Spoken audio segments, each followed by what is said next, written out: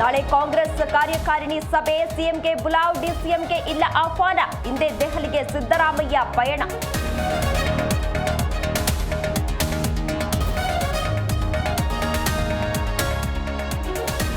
ಮೈಸೂರಿನ ಅರಮನೆ ಬಳಿ ನೈಟ್ರೋಜನ್ ಸಿಲಿಂಡರ್ ಸ್ಫೋಟ, ಓರ್ವ ಸಾವು, ಮಹಿಳೆ ಸ್ಥಿತಿ ಗಂಭೀರ, ಮೂವರಿಗೆ ಗಾಯ, ಆಸ್ಪತ್ರೆಗೆ ದಾಖಲು.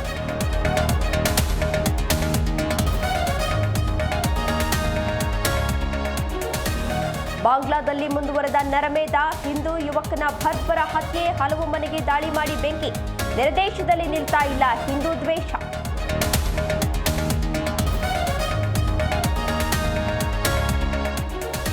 ಸರಣಿ ಜಯದ ಮೇಲೆ ಕಣ್ಣಿಟ್ಟ ಟೀಂ ಇಂಡಿಯಾ, ಲಂಕಾ ಮಹಿಳೆಯರ ವಿರುದ್ಧ ಇಂದು 3ನೇ T20 ಸರಣಿಯಲ್ಲಿ 2-0 ಮುನ್ನಡೆಯಲ್ಲಿರುವ ಭಾರತ.